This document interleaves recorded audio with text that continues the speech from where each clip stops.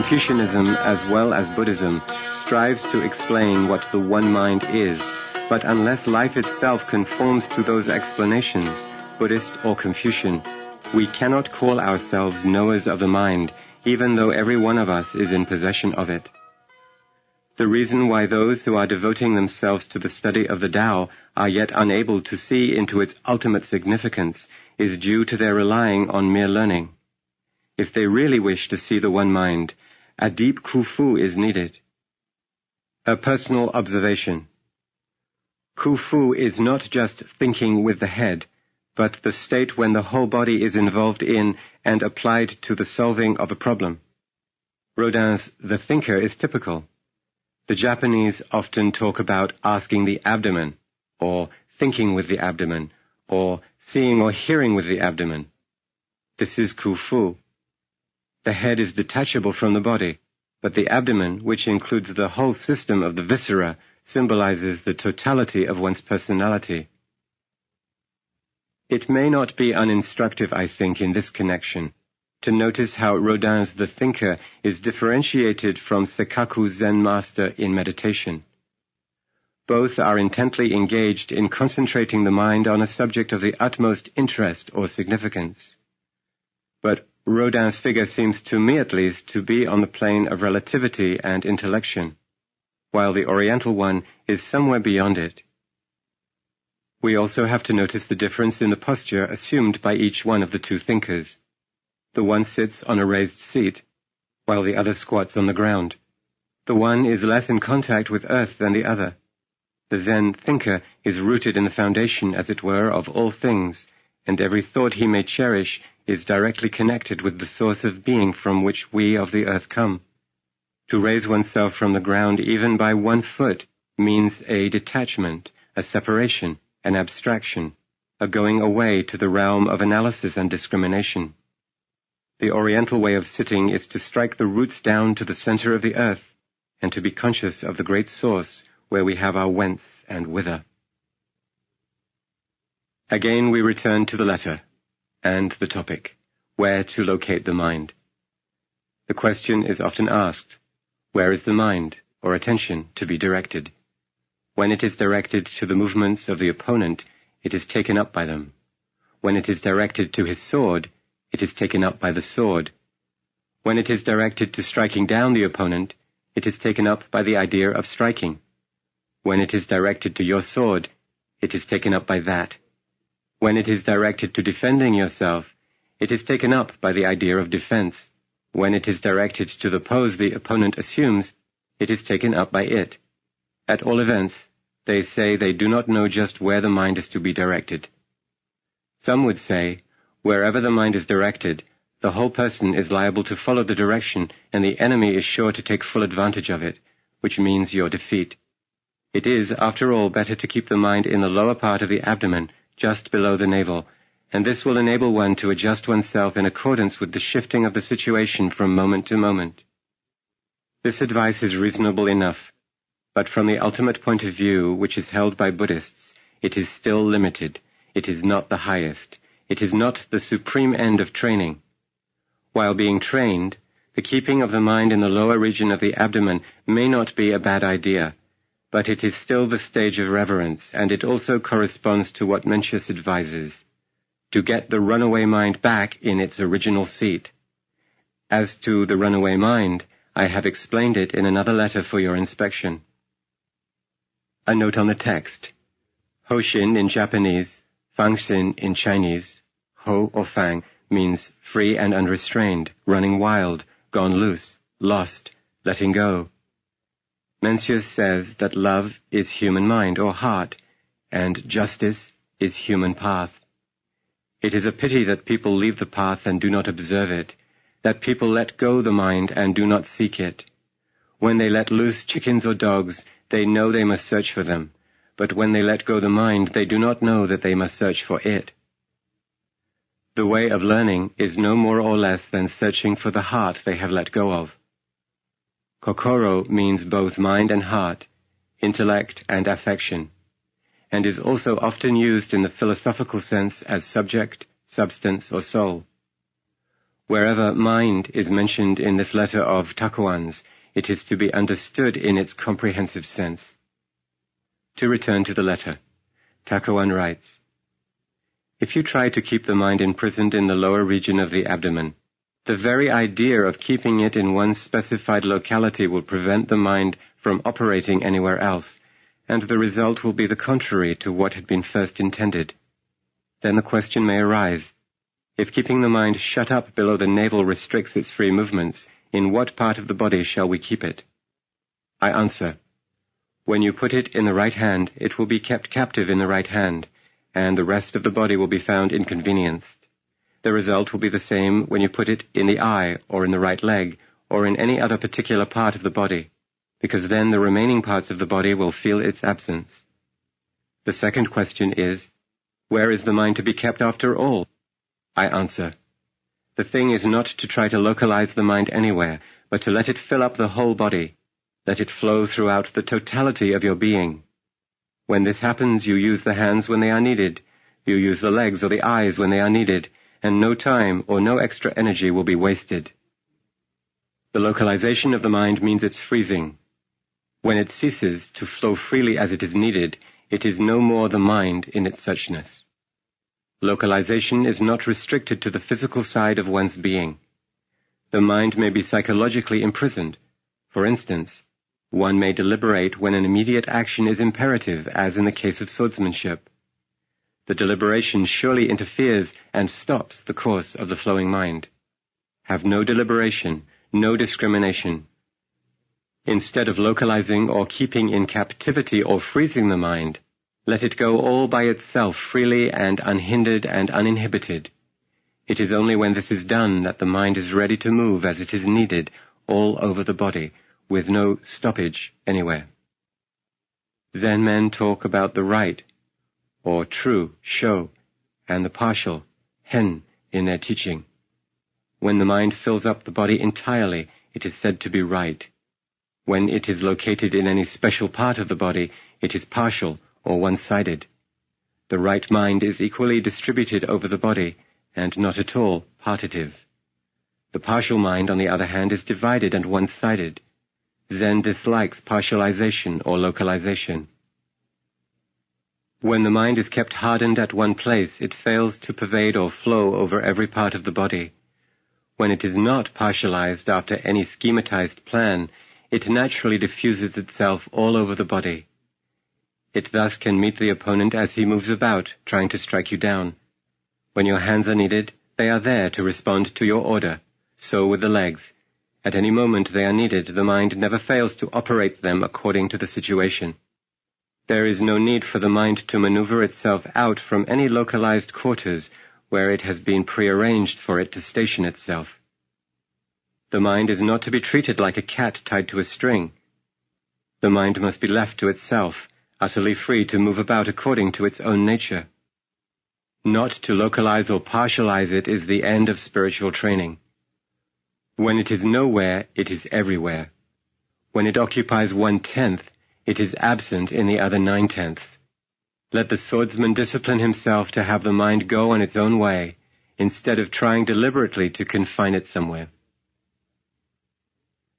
Let me continue now to paraphrase more of Takuan's letter to Yagyu Tajima no Kami. The main thesis of the letter is almost exhausted in the passages which you have just heard. It consists in preserving the absolute fluidity of the mind, kokoro, by keeping it free from intellectual deliberations and affective disturbances of any kind at all that may arise from ignorance and delusion. The fluidity of mind and Prajna Imóvel may appear contradictory, but in actual life they are identical. When you have one, you have the other, for the mind in its suchness is at once movable and immovable. It is constantly flowing, never stopping at any point. And yet there is in it a center never subject to any kind of movement, remaining forever one and the same. The difficulty is how to identify this center of immovability with its never-stopping movements themselves. Takuan advises the swordsman to solve the difficulty in his use of the sword as he actually stands against the opponent. The swordsman is thus made to be constantly facing a logical contradiction. As long as he notices it, that is, as long as he is logically minded, he finds his movements always hampered in one way or another, which is Suzuki, and the enemy is sure to avail himself of it. Suzuki literally means any space between two objects where something else can enter. A psychological or mental Suzuki is created when a state of tension is relaxed. Therefore, the swordsman cannot afford to indulge in an idle intellectual employment when the other side is always on the alert to detect the slightest Suzuki produced on your part. You cannot relax, and yet keep the state of tension deliberately for any length of time. For this is what makes the mind stop and lose its fluidity. How then can one have relaxation and tension simultaneously? Here is the same old contradiction, though presented in a different form. When the situation is analyzed intellectually, we can never escape a contradiction in one form or another, moving and yet not moving, in tension and yet relaxed, seeing everything that is going on and yet not at all anxious about the way it may turn, with nothing purposely designed, nothing consciously calculated, no anticipation, no expectation. In short, standing innocently like a baby, and yet with all the cunning and subterfuge of the keenest intelligence of a fully matured mind. How can this be achieved? No amount of intellection can ever be of any help in this paradoxical situation. What is known as Kufu is the only way to reach this result. The Kufu is altogether personal and individualistic. It is to develop out of oneself, within one's own inner life. Kufu literally means to strive, to wrestle, to try to find the way out, or in Christian terms, to pray incessantly for God's help. Psychologically speaking, it is to remove all the inhibitions there are, intellectual as well as affective or emotional, and to bring out what is stored in the unconscious and let it work itself out quite independently of any kind of interfering consciousness. The Kufu, therefore, will be directed towards how to remove the inhibitions, though not analytically. If such an expression is permissible, let us say the Kufu is to be cognitively carried out, a process involving one's whole person. That is to say, it is to be totalistic, growing out of the depths of one's own being. To make clear the immovability of the most mobile mind, Takuan distinguishes the original mind from the delusive mind, which is an intellectually bifurcated state of consciousness. The original mind is a mind unconscious of itself, whereas the delusive mind is divided against itself, interfering with the free working of the original mind.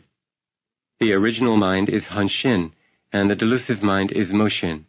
Hon means original, primary, real, true, native, or natural, and Mo means not real, deceiving or deceived, deluded or delusive. Shin is kokoro, that is, mind in its broadest sense. The delusive mind may be defined as the mind intellectually and affectively burdened. It thus cannot move on from one topic to another without stopping and reflecting on itself, and this obstructs its native fluidity. The mind then coagulates before it makes a second move, because the first move still lingers there, which is a Suzuki for the swordsman, the one thing that is to be avoided with the utmost scrupulosity. This corresponds to the mind conscious of itself, ushin, no shin in Japanese. To be conscious is characteristic of the human mind as distinguished from the animal mind. But when the mind becomes conscious of its doings, it ceases to be instinctual, and its commands are colored with calculations and deliberations. This means that the connection between itself and the limbs is no longer direct, because the identity of the commander and his executive agents is lost. When dualism takes place, the whole personality never comes out as it is in itself. Takuan calls this situation stopping, halting, or freezing. One cannot bathe in solid ice, he would warn us. Consciousness and its consequent dichotomy brings rigidity to the freely flowing original mind, and the delusive mind begins functioning, which is fatal to the life of the swordsman. The conscious mind is ushin no shin, contrasting with mushin no shin, mind unconscious of itself. Mushin literally means no mind. It is the mind negating itself, letting go itself from itself. A solidly frozen mind allowing itself to relax into a state of perfect unguardedness. Now we resume Takuan's own words, describing mushin no shin, the mind of no mind. A mind unconscious of itself is a mind that is not at all disturbed by affects of any kind. It is the original mind, and not the delusive one that is chock full of affects. It is always flowing, it never halts, nor does it turn into a solid. As it has no discrimination to make, no affective preference to follow, it fills the whole body, pervading every part of the body, and nowhere standing still. It is never like a stone or a piece of wood. It feels, it moves, it is never at rest. If it should find a resting place anywhere, it is not a mind of no mind. A no mind keeps nothing in it. It is also called munen, no thought. Mushin and munen are synonymous. A note on the text. Mushin or munen is one of the most important ideas in Zen. It corresponds to the state of innocence enjoyed by the first inhabitants of the Garden of Eden, or even to the mind of God when he was about to utter his fiat, "Let there be light." Eno, the sixth patriarch of Zen, emphasizes mushin or munen as most essential in the study of Zen. When it is attained, a man becomes a Zen man, and, as Takuan would have it, he is also a perfect swordsman. To return to the letter. When mushin or munen is attained, the mind moves from one object to another, flowing like a stream of water, filling every possible corner. For this reason, the mind fulfills every function required of it. But when the flowing is stopped at one point, all the other points will get nothing of it, and the result will be a general stiffness and obduracy. The wheel revolves when it is not too tightly attached to the axle. When it is too tight, it will never move on. If the mind has something in it, it stops functioning, it cannot hear, it cannot see, even when a sound enters the ears or a light flashes before the eyes. To have something in mind means that it is preoccupied and has no time for anything else. But to attempt to remove the thought already in it is to refill it with another something. The task is endless. It is best, therefore, not to harbor anything in the mind from the start. This may be difficult, but when you go on exercising kufu towards the subject, you will after some time come to find this state of mind actualized without noticing each step of progress. Nothing, however, can be accomplished hurriedly. We paraphrase again. Takuan here notes an ancient poem on some phase of romantic love. To think that I am not going to think of you any more is still thinking of you. Let me then try not to think that I am not going to think of you. Before we part with Takuan, I wish to touch upon what may be regarded as an eternal paradox, which may run like this. How can one keep the mind in this state of no thinking when its function is to think? How can the mind be at once a mind and a not mind? How can A be simultaneously both A and not A? The problem is not only logical and psychological, it is also metaphysical. The swordsman may have it solved in the most concrete and practical way, for it is for him a matter of life and death, whereas most of us can assume a more or less intellectual attitude and remain indifferent, as it were. But philosophically it concerns us in various ways, and it also constitutes the crucial point in the study of Oriental thought and culture. The question has never been presented to the Western mind, I believe, in the way the East faces it. Tradition has it that Yagyu Tajima no Kami Munenori left a poem to one of his sons expressive of the secret of his school of swordsmanship. The poem is a poor one from the literary point of view, as poems of this nature, known as doka, poems of Tao, generally are. It runs thus. Behind the technique, know that there is the spirit. It is dawning now. Open the screen. and lo, the moonlight is shining in. We may say this is highly mystical. The strangest thing, however, is, what has the art of swordplay, which, bluntly speaking, consists in mutual killing, to do with such content as is communicated in the poem on the moon at the break of day? In Japan, the dawn moonlight has rich poetical associations. Yagyu's allusion to it is understandable from this angle. But what has the sword to do with poetry about the moon? What inspirations is the swordsman expected to get from viewing the moon as the day dawns? What secret is here? After going through many a tragic scene, which the man must no doubt have witnessed, with what poetic enlightenment is he expected to crown all his past experience? The author is here telling us, naturally, to have an inner light on the psychology of swordsmanship. Yagyu the master knows that technique alone will never make a man the perfect sword player. He knows that the spirit, ri, or inner experience, satori, must back the art, which is gained only by deeply looking into the inmost recesses of the mind, kokoro. That is why his teacher, Takuan, is never tired of dilating on the doctrine of emptiness, shunyata, which is the metaphysics of mushin, no shin, the mind of no mind. Emptiness or no-mindness may appear to some to be something most remote from our daily experience, but we now realize how intimately it is related to the problem of life and death, with which most of us nowadays remain unconcerned, and thus ends Takuan's letter.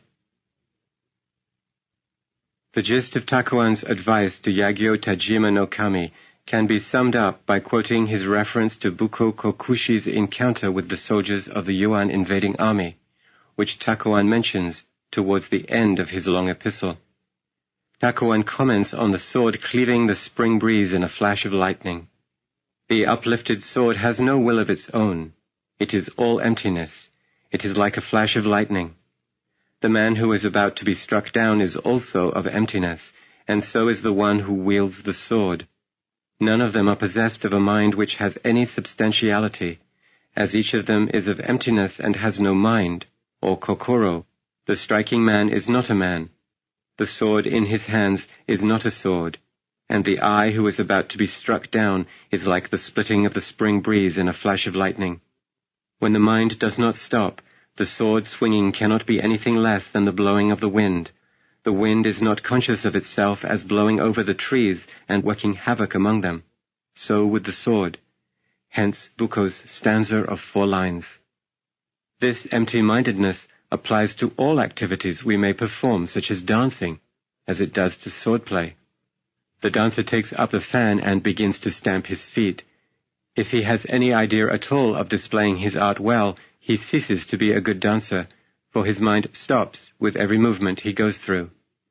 In all things it is important to forget your mind and become one with the work at hand.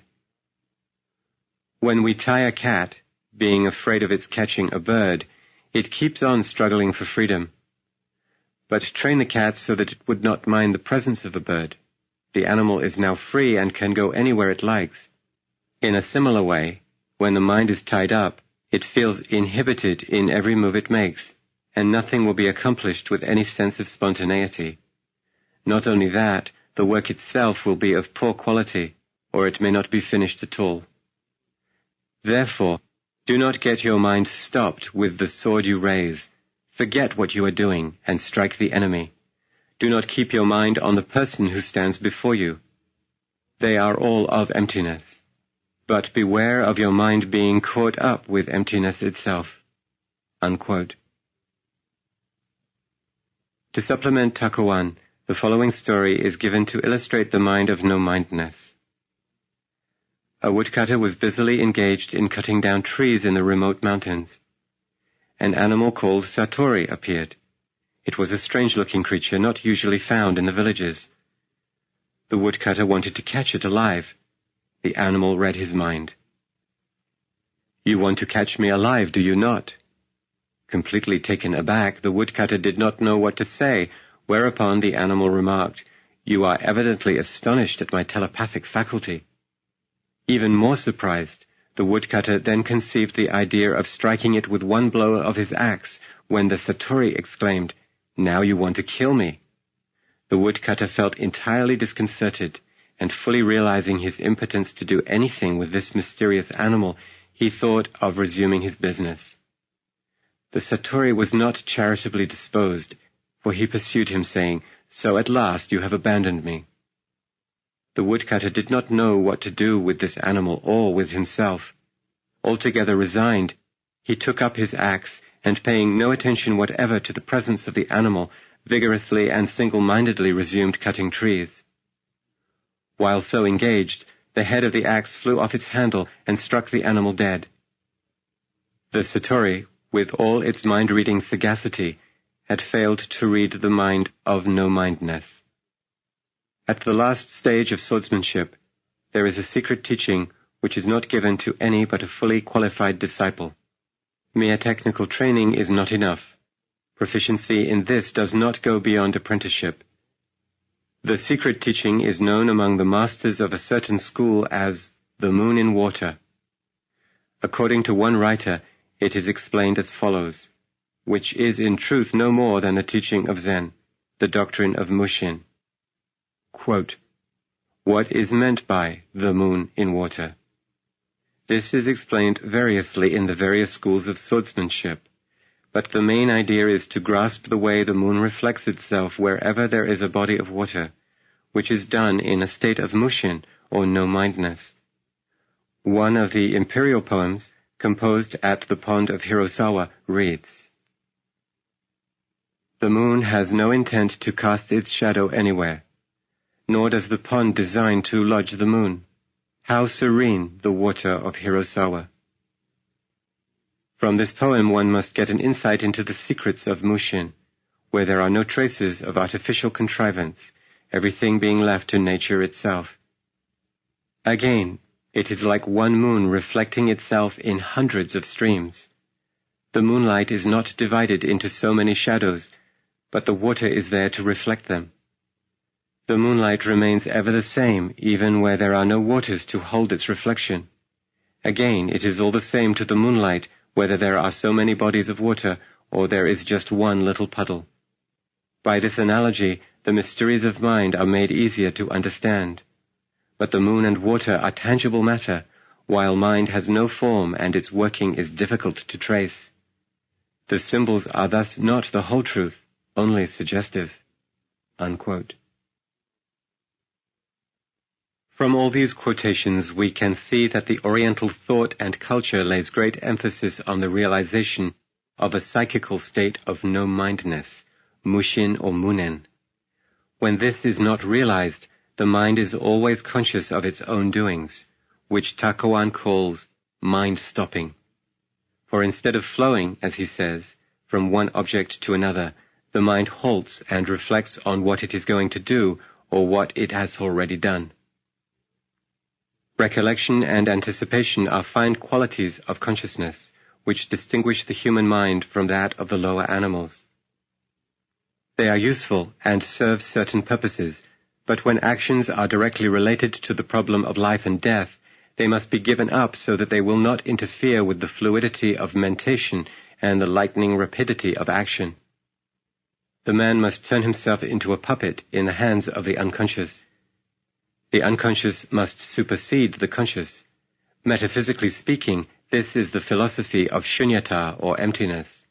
The technique of swordsmanship is based on its psychology, and the psychology is a localized application of the metaphysics.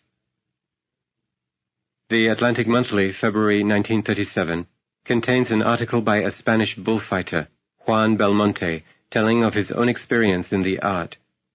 Bullfighting is evidently very much like the Japanese art of swordplay. His story is full of informative suggestions, and I quote part of the translator's note and Juan Belmonte's own account of the fight, for which he earned a great reputation as the foremost fighter of the day. In this fighting, he realized the state of mind referred to in Takuan's letter to Yagyu Tajima no Kami. If the Spanish hero had had Buddhist training, he would have an insight into Prajna Imóvel. The note from the translator, Leslie Charteris, runs in part, Bullfighting is not a sport, and you can't compare it to one. Bullfighting, whether you like it or not, whether you approve of it or not, is an art, like painting or music, and you can only judge it as an art. Its emotion is spiritual, and it touches depths which can only be compared with the depths that are touched in a man who knows and understands and loves music by a symphony orchestra under a great conductor." Unquote. Juan Belmonte describes his psychology at the intensest moment of his fight in the following terms. "As soon as my bull came out, I went up to it, and at the third pass I heard the howl of the multitude rising to their feet. What had I done? All at once I forgot the public, the other bullfighters, myself, and even the bull. I began to fight as I had fought so often by myself at night in the corrals and pastures, as precisely as if I had been drawing a design on a blackboard.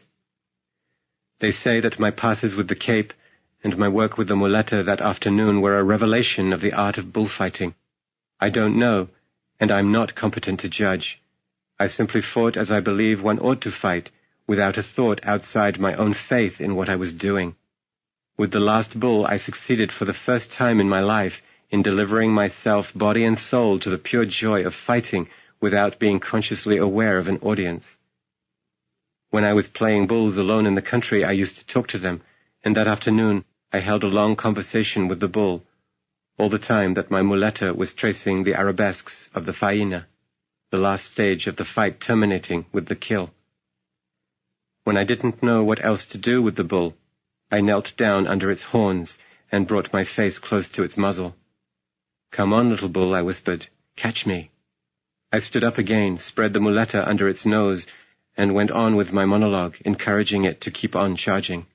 'This way, little bull. Charge me nicely. Nothing's going to happen to you. Here you are. Here you are. Do you see me, little bull? What? You're getting tired? Come on, catch me. Don't be a coward. Catch me.'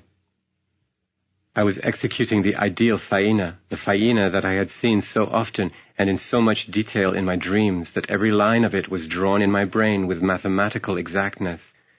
The faina of my dreams always ended disastrously, because when I went in for the kill, the bull invariably caught me in the leg. It must have been some subconscious acknowledgement of my lack of skill in killing that always dictated this tragic conclusion. Nevertheless, I went on realizing my ideal faina, placing myself right between the horns of the bull and hearing the acclamation of the crowd only as a distant murmur, until at last, exactly as I had dreamed it, the bull did catch me and wounded me in the thigh. I was so intoxicated, so outside myself, that I scarcely noticed it. I went in for the kill, and the bull fell at my feet." Unquote. I may add that before Belmonte had his final encounter with the bull, his mind was in a most distracted condition. Rivalry, desire for success, sense of inferiority, feeling for the public, ready to make fun of him. So he confessed, "I was overcome with despair. Where had I got the idea that I was a bullfighter? You've been fooling yourself, I thought. Because you had some luck in a couple of noviadas without picadors, you can do anything." Out of this feeling of despair, however, Belmonte discovered something else in him lying hitherto altogether unsuspected when he saw his bull coming out and confronting him. This something sometimes came out of his dreams. That is, it was sleeping deeply in his unconscious, but it never came out in the broad daylight. The feeling of despair pushed him to the very edge of his mental precipice from which he finally leaped, and the result was, I was so intoxicated, so outside myself that I scarcely noticed it. Not only that he was wounded, but, in fact, everything. Prajna Imóvel was his guide. He left himself entirely to its guidance. Bukoku Kokushi, a noted Zen master of the Kamakura era, sings, "The bow is broken, arrows are all gone. This critical moment, no fainting heart cherish, shoot with no delay." Here is another poem by the same author on the same subject. "No targets erected, no bows drawn, and the arrow leaves the string. It may not hit, but it does not miss. When a shaftless arrow is shot from a stringless bow, it will surely penetrate the rock, as once happened in the history of the Far Eastern people. In all departments of art, as well as in Zen Buddhism, this passing of the crisis is considered very important in order to reach the source of all creative works. The Shinkage Rule used to be one of the most popular schools of swordsmanship in the feudal days in Japan. It started in the Ashikaga era. Its founder claimed that he learned the secrets of his art directly from the god of Kashima. It no doubt has gone through stages of development since then, and the so-called secrets must have increased in volume. For we have at the present day a variety of documents given by the masters to their most proficient pupils who were considered worthy of them. Among such documents we find phrases and epigrams in verse highly flavored with Zen, which have superficially no connection whatever with the use of the sword. The final certificate, for instance, which is given to one qualified to be a master of the school, contains nothing but a circle. This is supposed to represent a mirror bright and altogether free from film and dust, and its meaning is no doubt the allusion to the Buddhist epistemology of the great perfect mirror wisdom, which is no other than the Prajna Imóvel of Takuan already mentioned. The swordsman's mind must be kept entirely free from selfish affects and intellectual calculations, so that original intuition is ready to work at its best, which is a state of no-mindedness. Mere technical skill in the use of the sword does not necessarily give one full qualification as a swordsmaster. He must once realize the final stage of spiritual discipline, which is to attain no-mindedness, symbolized as a circle empty of contents, a circle with no circumference. There is a phrase, among other highly technical terms, in the secret documents of the Shinkage Rule school of swordsmanship, which has apparently no connection with the art as far as its literal meaning is concerned.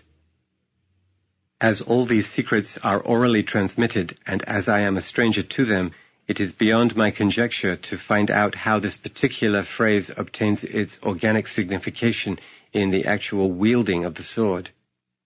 But so far as I can judge, the phrase is derived from Zen literature outside which it cannot mean anything. It reads, "Waters of the West River." A commentator who evidently does not know the real purport of it interprets it as indicating a bold, venturesome, daredevil attitude of mind that does not recoil from swallowing up the whole river. This is ridiculous, to say the least. It refers to a Zen mondo that took place between Baso of the Tang dynasty and his lay disciple, Hokoji. Ho asked, "What kind of man is he who does not keep company with anything or anybody?" "I will tell you," said Baso, "when you have swallowed up in one gulp all the waters of the West River." This is said to have opened the mind of Ho to a state of enlightenment. When we have this incident in mind, we can understand why the phrase "waters of the West River" has found its way into the secret documents of the school of Shinkage Rule. Ho's question is a very important one, and so is Baso's answer. In Zen discipline, this mondo is frequently referred to, and there is no doubt that among the swordsmen of the feudal days there were many who gave their lives to the study of Zen in order to attain a state of absolute no-mindedness in connection with their art. As has been mentioned elsewhere, the thought of death proves to be the greatest stumbling block in the outcome of a life-and-death combat. To transcend the thought that is a great inhibitory factor in the free and spontaneous exercise of the technique acquired, the best way for the swordsman is to discipline himself in Zen. No amount of swinging the sword will ever qualify the man to swallow up the whole West River. It is Zen that performs this miracle, and until its successful performance takes place, no one is expected to do away with the ever-haunting consciousness of the ghost called death.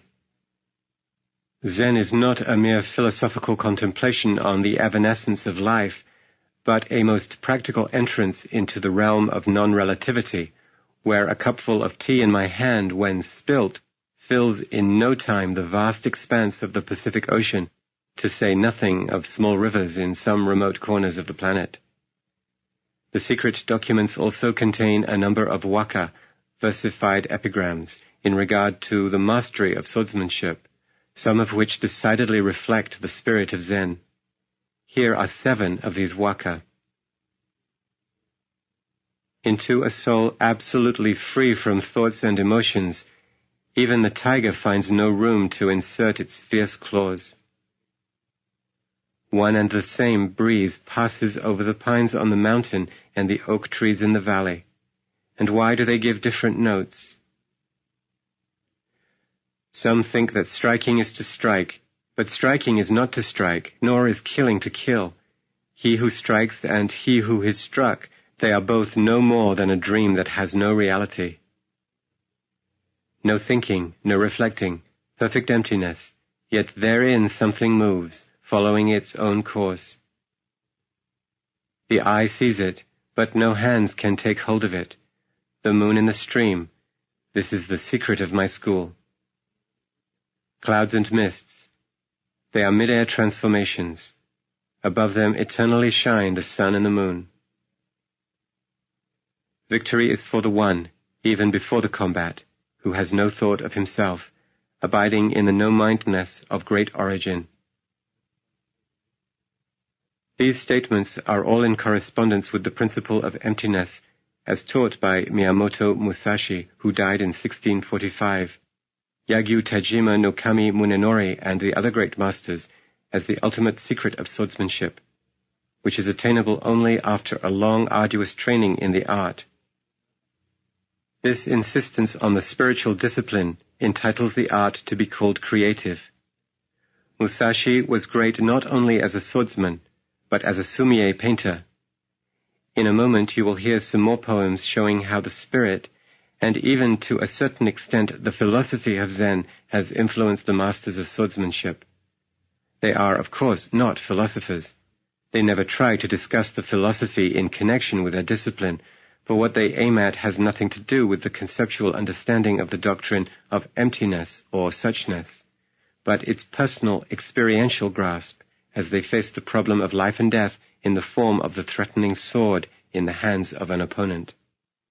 The philosopher may take this so-called opponent or enemy not concretely as the swordsman does, but more in the form of concepts such as an objective world or ultimate reality, or Dasein, or the given, or the brute fact, or l'en soi, or whatnot. The thinkers grapple with these unknown quantities, making use of every available source of learning and thinking, but the swordsman's problem is far more urgent and ominous, and allows him no time for reflection and erudition. He has to decide with no delay. His courage is not something he can muster after much deliberation. The question is at the door, over the head, sizzling the eyebrows. If the answer is not forthcoming, all is ruined. The situation here is more critical than the philosopher's.